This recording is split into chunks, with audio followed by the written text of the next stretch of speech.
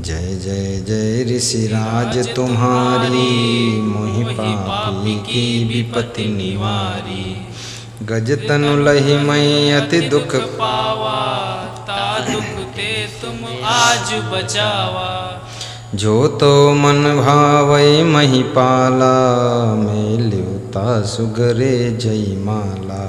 जो तुमको राजा अच्छा लगे, राजकुमार, उसके गले में माला पहना देना।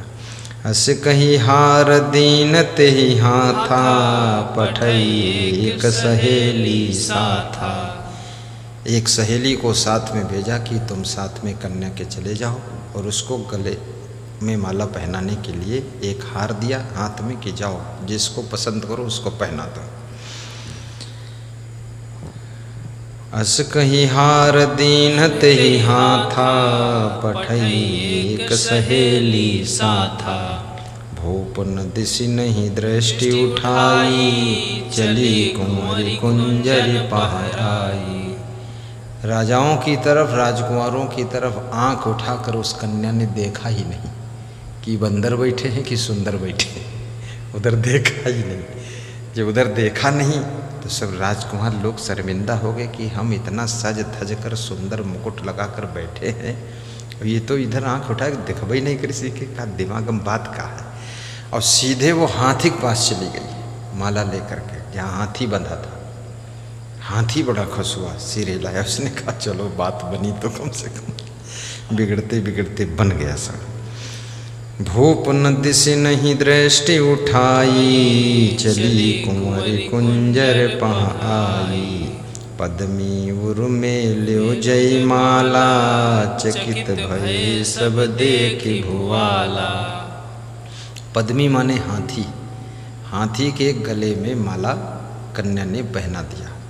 सब राजकुमार देख करके आश्चर्यचकित हो गए कि या तो ये पागल लड़की है, क्योंकि लड़की का विवाह हाथी के साथ तो बनेगा ही नहीं। ये उसको कहाँ माला पहना रही है, इसको दिखते नहीं इतने राजकुमार बैठे, ये उधर कहाँ चली गई देखो। सब हिन कही वयस लघु जानी, चौंध गई कन्या फिर ठानी। सबने कहा कि लघु वयस मतलब वयस माने उम्र, और लघु माने छोटी, छोटी उम्र है कन्या की, इसलिए ये घबराए गए। तो इधर देखी से नहीं है, वो हाथी को बहिरा दिए डरन मारे। चलो बुला लो इधर ला।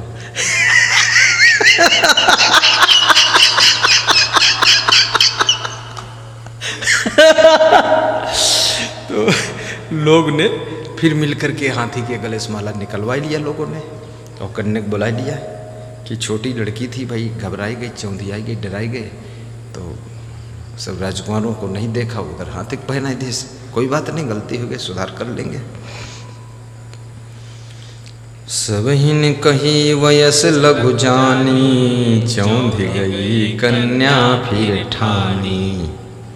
सखी सदन लाई जहाँ रानी, मातु ताहि लखी बहुत रिशानी।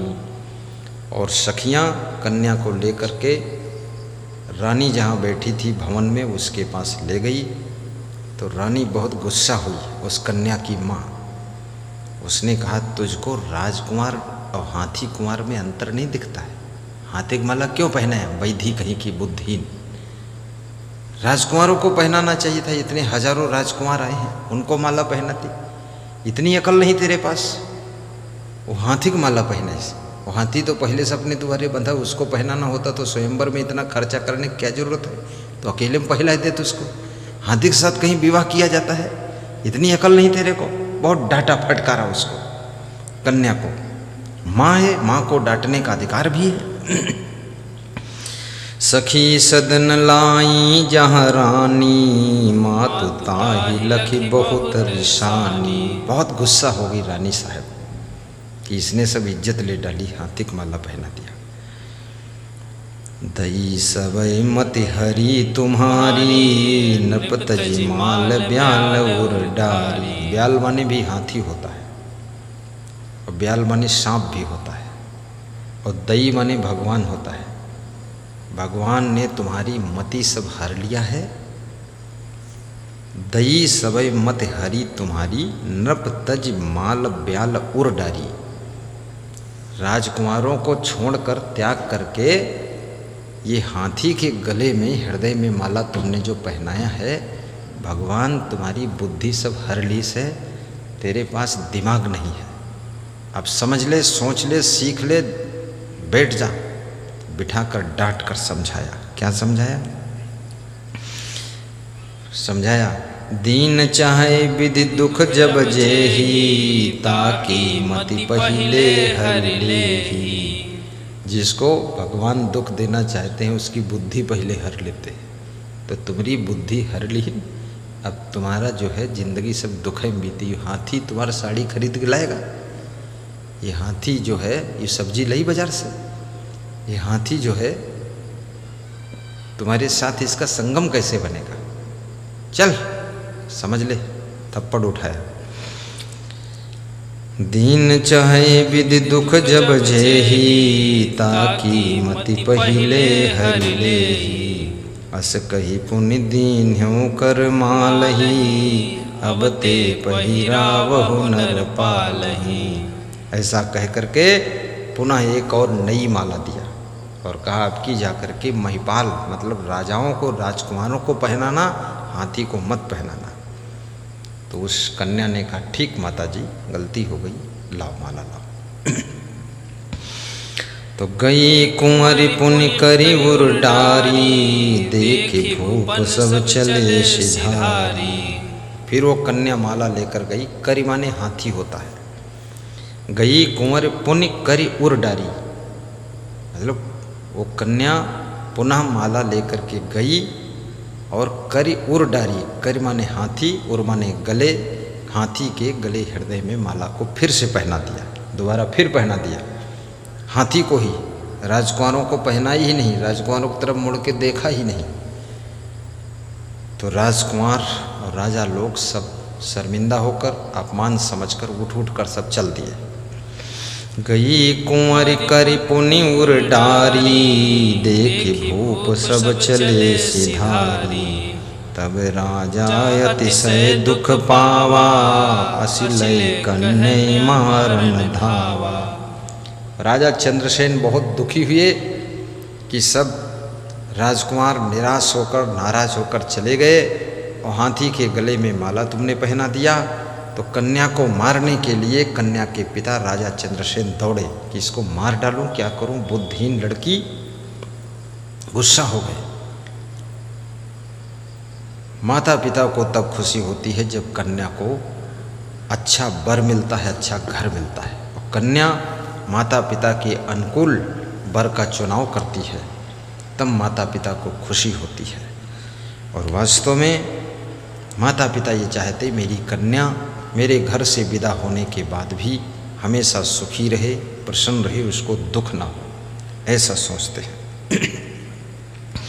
श्रुतिधारी जे विप्र प्रवीणा, छोरी कृपाण नृपति ते दीना। जो शास्त्र ज्ञानी पंडित लोग आए थे, उन्होंने राजा चंद्रसेन के हाथ से तलवार छीन लिया। बोले, कन्या की हत्या नहीं की जाती। राजा साहब इतना जोश में, गुस्सा में मत आइए, थोड़ा शांति रखिए, सब बात बनेगी। अल्प वयस यह कुमारी, है अज्ञान न चाही मारी। छोटी उम्र की ये लड़की है, अज्ञान है, इसको मारना नहीं चाहिए राजा साहब। गौहर हट दुज चोर, सुता नारी बेबिचारिणी। हरहट गाय और ब्राह्मण और पुत्री और नारी, यति भ्रष्ट जन और तदपि न इनको मारिए। फिर भी इनको मारो मत। कोई बेविचारणी स्त्री है, हत्या मत करो, समझाओ या उसको छोड़ दो, छोड़ौती कर लो, लेकिन मूड मत काटो उसका। गौहर हट दुज चोर, कोई ब्राह्मण चोरी करे। दुज माने ब्राह्मण, और दुज साधु को भी कहते हैं। कोई साधु चोरी कर ले तो साधु की हत्या नहीं करना चाहिए, उसको मार मत डालो, कोई बात नहीं, थोड़ी बहुत चोरी करी से थोड़ा 2-4 थप्पड़ मार दो, ठीक है, छोड़ दो फिर, लेकिन हत्या मत करो उसकी, साधु की। कोई औरत बेविचार करी से तो उसकी भी हत्या मत करो, डांटो फटकारो और कोई सज़ा दो, समझाओ, कंट्रोल करो, फिर भी ना माने तो भले छुड़ौती कर लो, लेकिन उसका मूड मत काटो। यति भ्रष्ट जनयोर तदपि नैन को मारिए। यदि कोई साधु भ्रष्ट हो गया हो, त्यागी तपस्वी है साधु और भ्रष्ट हो गया, कहीं बेविचार में फंस गया, किसी औरत में फंस गया साधु, तो इस साधु की पूजा मत करो। इसको पैंट शर्ट पहना दो, धोती कुर्ता पहरा दो, गृहस्थी में डाल दो का, और जौनी औरत से भ्रष्ट हुआ वही औरत कहीं के माथे कर दो, लादे लादे घूमे रामडोल, चक्कर में फंसे जाए। क्योंकि चुप्पे चुप्पे काहे बेविचार करते, ले जाओ खुले आम, डंका बजाओ जाके, सब पता चल जाएगा, दिमाग ठिकाने लग जाएगा। कमंडल संभारे बुद्धि नहीं, ये रहमंडल तुम संभार भी हो। जाओ, अतने दिमाग हो तो गलत काम न करते आप।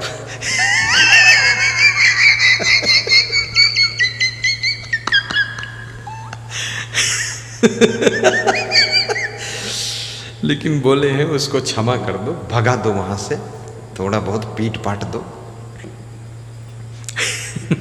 इसका मतलब है, क्या अर्थ है? तदपि नैन को मारिए। 10 गौ मारे पाप श्रदस यक दुज संघारे। 10 दुज बधे जो पाप एक स्त्री के मारे। 10 स्त्री बध पाप एक कन्या बध होई। 10 कन्या बध पाप यति यक मारे सोई। 10 दंडी मारे परे जो पातक सिरियाए। तेहि समय कहरी जन बधे। कहत निगम यश गाय। ताते हरिजन लीजिए कीजे एक उपाय। एक उपाय है, क्या? बर खोजाए टीका करो। बहुरी देहु भौराय। इसकी भांवर डाल दीजिए, बर खोजवा लीजिए और टीका कर। उसी समय से बर खोजने की परंपरा का जन्म हुआ है। पहले हमारे देश में स्वयंवर की परंपरा थी। सब राजकुमार आते थे, बेटी जयमाला डालती थी और शादी होती थी।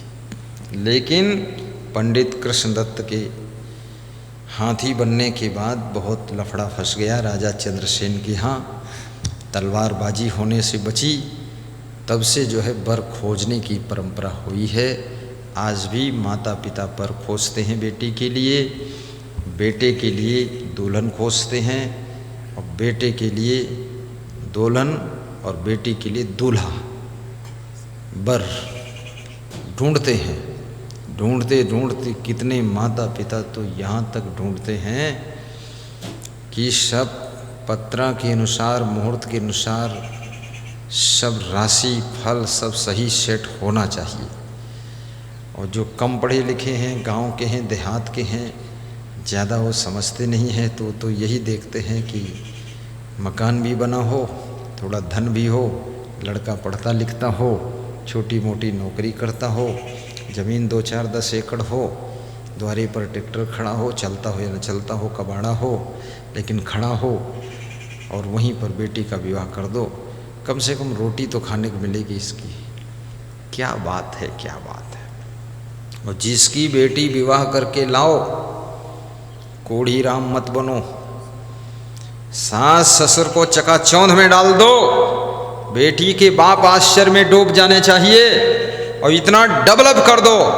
उन्होंने देखकर विवाह किया था 2 एकड़ जमीन, 20 एकड़ जमीन बना दो। पुराना ट्रैक्टर देखा था, कार जीपों की लाइन लगा दो, और इतनी हिम्मत से पढ़ाई करो कि बड़े अफसर बन जाओ, और उनकी बेटी भी सुखी रहे, और उनके माता पिता की भी सेवा सम्मान कर दो। एक बार कन्यादान के साथ जो भी दान मिल जाए ले लो, और दोबारा इतनी ताकत बढ़ाओ कि बेटी के माँ बाप को भी तुम दान दे सको, उनका कल्याण कर सको कि अब कुछ नहीं चाहिए सास ससुर जी, आप निश्चिंत रहिए, सब व्यवस्था मैं बना देता हूँ आपकी। इतनी ताकत रखनी चाहिए आदमी को। ये भिखमंगा मत बन दामाद देवता। कितने दामाद जिंदगी भर भीख मांगते रहते हैं ससुर से, ससुर जी, सासू जी, कुछ दे दो जी, नहीं निकाल दूंगा तुम्हारा जी। तो सासू बेहोश पड़ी है, ना कम बोलती क्या दूं, अब कुछ है भी नहीं। दामाद देवता ने मांग किया है, दामाद देवता, और देवता तो बिना पूजा के मानेगा भी नहीं। अरे इतने कमजोर क्यों हो? बलवान दामाद बनो, धनवान दामाद बनो, बुद्धिमान दामाद बनो, मैनेजमेंट माइंड के दामाद बनो।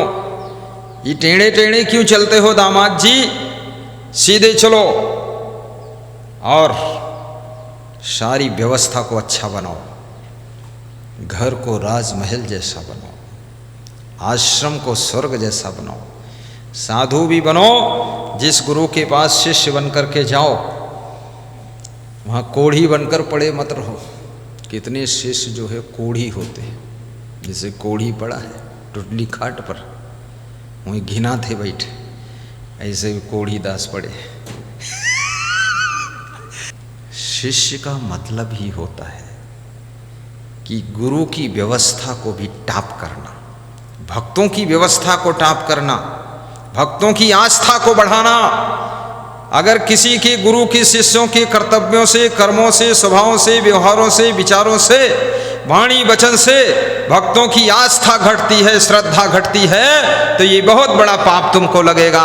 याद रखना, श्रद्धा घटने से आदमी धर्म के पथ से हट जाता है, आस्था घटने से भक्ति उसकी छूट जाती है। इसलिए तीर्थ पर बैठे हुए पंडे पुजारियों को भी मैं संदेश देना चाहता हूँ, कोई तुम्हें दान पुण्य कम करे ज्यादा करे, जितना करे उतना करे, तुम ले लो खुशी से, लेकिन तीर्थ पर आने वाले यात्रियों की श्रद्धा घटनी नहीं चाहिए। उनसे प्रेम और मधुरता का व्यवहार कीजिए, ताकि ये पूरा संसार तीर्थ में जाकर डुबकी लगाए, पूरा संसार मंदिरों में घंटा बजाए, पूरा संसार आश्रमों में जाकर के नमस्कार करके आशीर्वाद प्राप्त करे, और सबका कल्याण हो, सबका उद्धार हो, समाज का सुधार हो और सबका बेड़ा पार हो।